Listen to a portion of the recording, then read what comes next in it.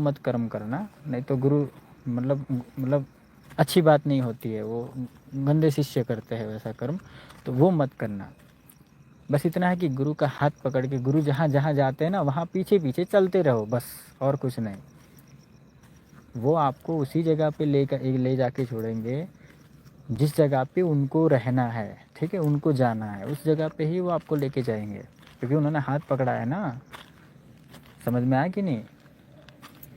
जैसे वो किसी उच्च चोटी पे चढ़ रहे हैं तो अपने शिष्य का हाथ पकड़ा हुआ है, तो वो खींच रहे होते हैं कि भाई चल, तू भी चल, ऊपर चल, ऊपर चलना है, ऊपर चल। समझ में आया कि नहीं? वो दुनिया दिखाते हैं हाथ पकड़ के, याद रखना। लेकिन शिष्य समझते नहीं है ये सब चीज़ों को। क्या बोलेंगे?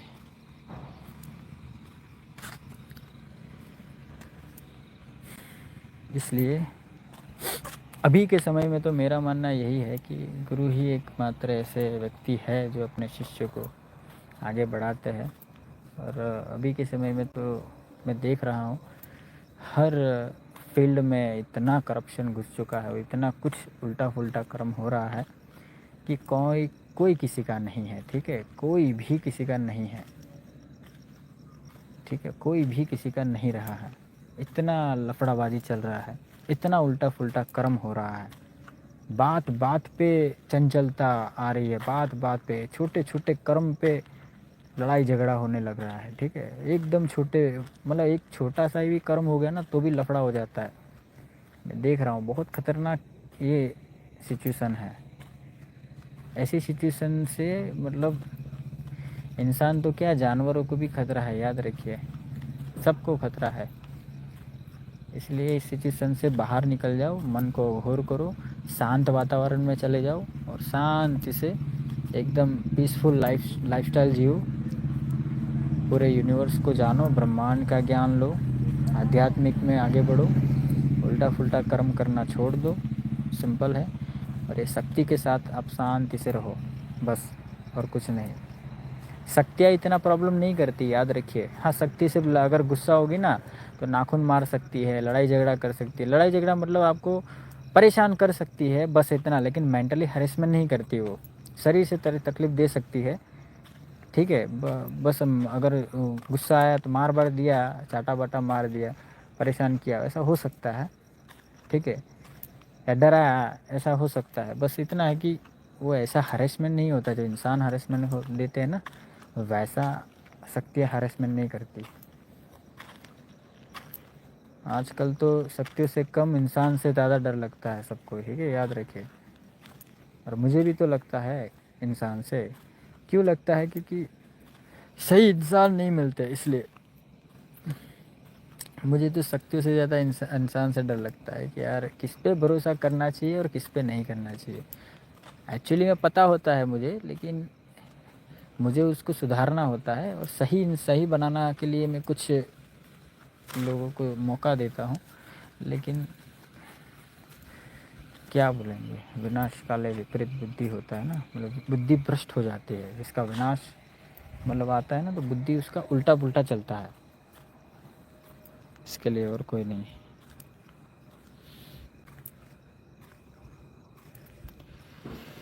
गुरुजी, आपके गुणों का अंश मात्र भी किसी शिष्य में आ गया तो उस शिष्य का जीवन धन्य हो जाएगा। जी हाँ मंजू जी, क्या बोलेंगे, आशीर्वाद, यही तो है।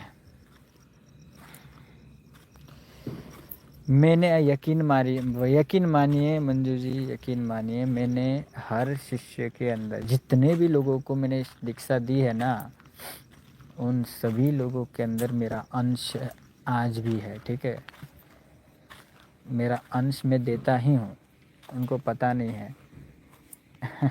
लेकिन ये अभी की दुनिया जो हो गई है ना, ये जो अभी का वातावरण है, उनके चलते वो इतना नेगेटिव और जा रहे हैं, मतलब इतना गलत रास्ते पे वो लोग जा रहे हैं कि जो मेरा अंश है ना, जो जो मेरी शक्ति है, वो चाह के भी मतलब मतलब वो कुछ कर नहीं पाती। क्यों नहीं कर पाती?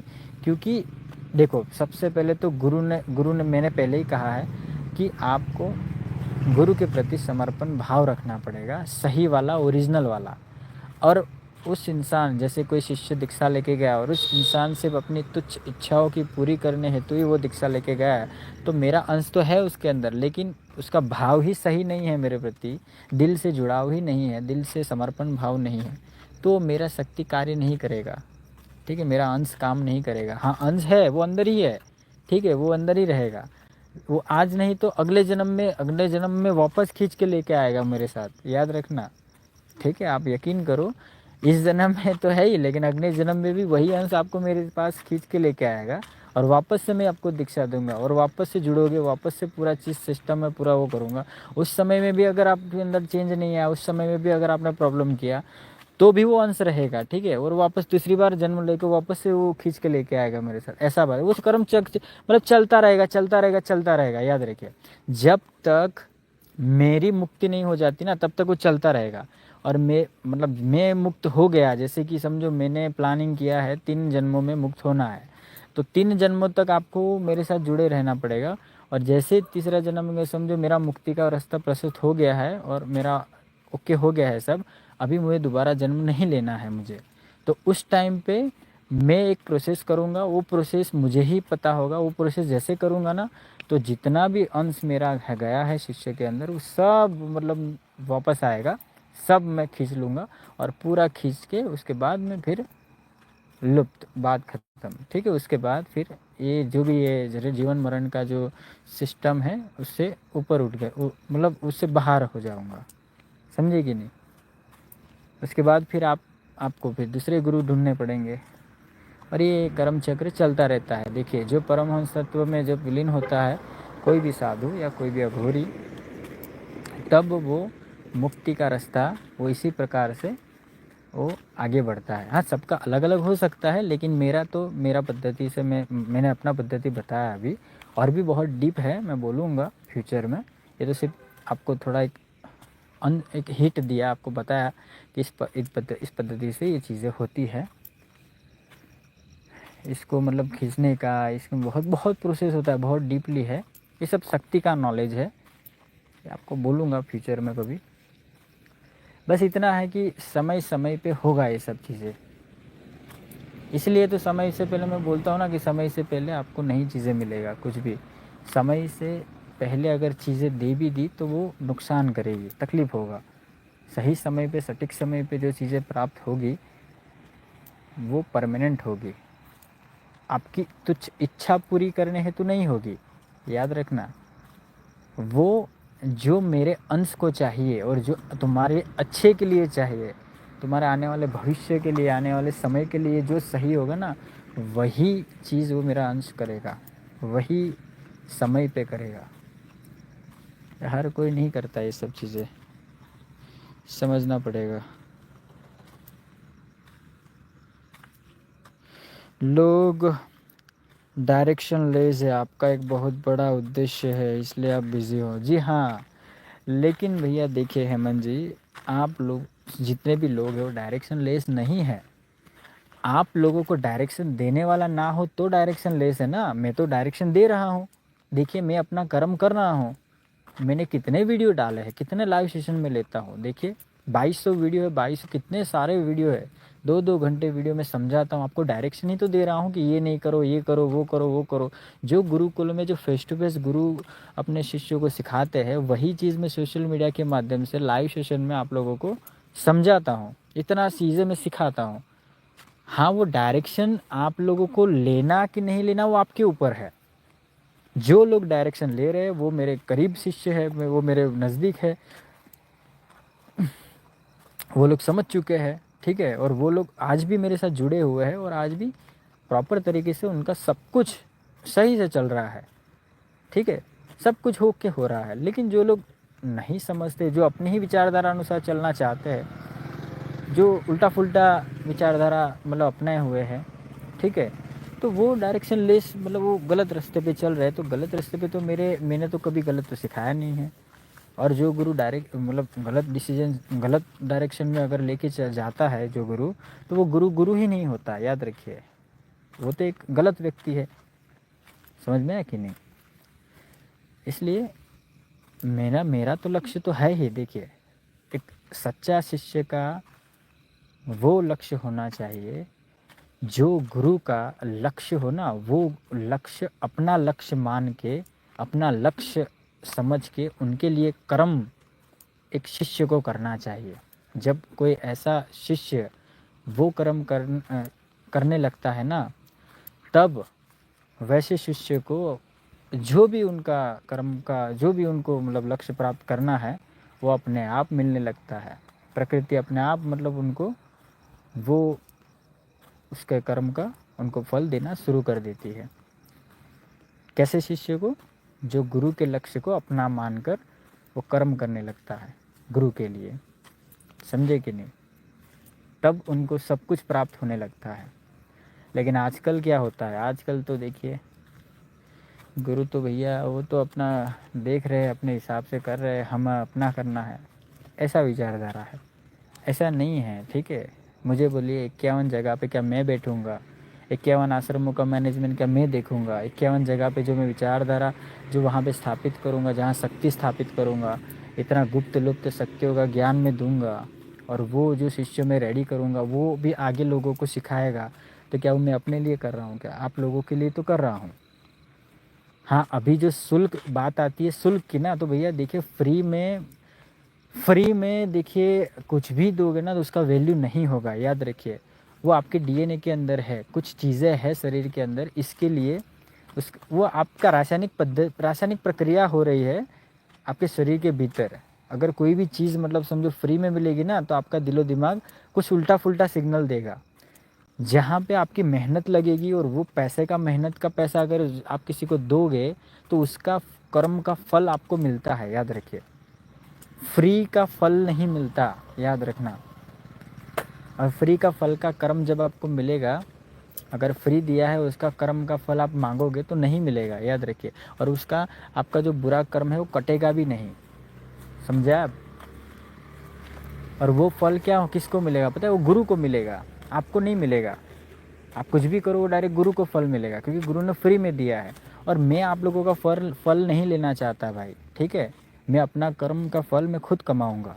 मैं तो एज ए आप लोगों को गाइडलाइंस दे रहा हूँ, और आपको एक ऐसी दिशा प्रदान कर रहा हूँ कि आप अपने खुद पे पैरों पे खड़े होके आप एक अच्छे सच्चे व्यक्ति बने, अच्छे साधक बने, और अच्छे कर्म की कमाई करें।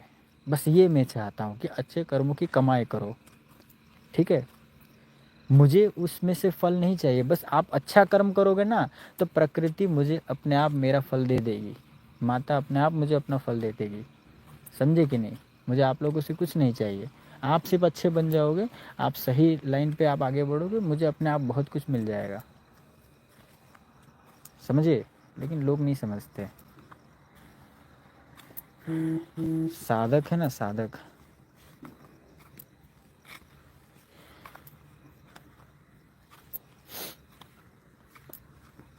साधक को साधक बनने में जन्मांतर का समय लगता है, याद रखिए। साधक को साधक बनने में भी जन्मांतर का समय लग जाता है। उनको भी कई जन्मों का मतलब कई जन्मों तक उनको तप करना पड़ता है, कई जन्मों तक उनको बहुत कुछ सीखना पड़ता है, तब जाके वो एक साधक बन पाता है, तब जाके वो एक एक मतलब साधना के लायक बन पाता है। देखिए दुनिया में अभी कितने करोड़ लोग हैं, ठीक है, कितने करोड़ लोग हैं, लेकिन उनमें से देखिए साधना कौन कौन कर रहे हैं? बहुत कम लोग हैं। यही चीज़ है।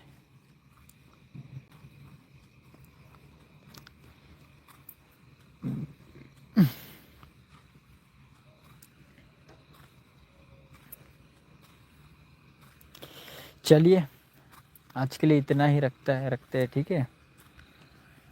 मुझे भी थोड़ा काम है अभी। लाइक शेयर सब्सक्राइब कीजिए। कुछ लोगों को मुझे कल कुरियर करना है, ठीक है। इसका भी मुझे थोड़ा अभी सेटअप करना है कुछ चीज़ें, और भी 2-3 काम है, वो मैं निपटा दूँ।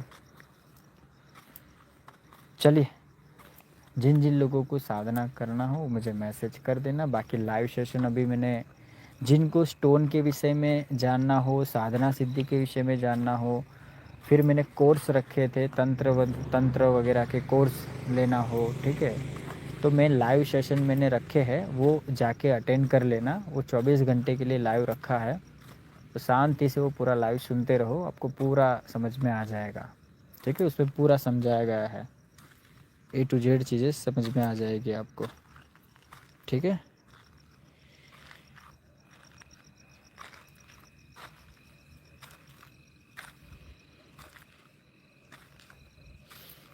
जी धन्यवाद कामदेव के बेचारे जी, प्रणाम।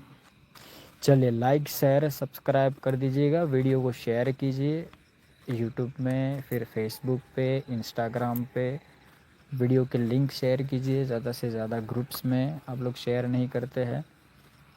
ठीक है, बाकी कल लाइव आऊँगा, कल भी दिन में मैं बातचीत करूँगा आप सभी से। ठीक है, आज थोड़ा वॉकिंग पे आया था, मैंने सोचा लाइव ज़रा बातचीत करता हूँ, काफ़ी दिन हो गया है आप लोगों से चर्चा नहीं किया, बात नहीं किया। ठीक है, चलिए, जय माता दी, जय माँ मसाने मेडी, जय माँ थमते मेडी, जय माँ मड़ाखाओ मेडी, जय माँ बाढ़ मसाने मेडी, जय माँ उक्ता प्रभात ने मेडी, जय माँ काली कंकाली महाकाली शमशान काली, जय बाबा गंगारा मोगरी, जय माँ कामाख्या, जय माँ जगदम्बा। चलिए, जय माँ काल रात्रि। मिलते हैं कल।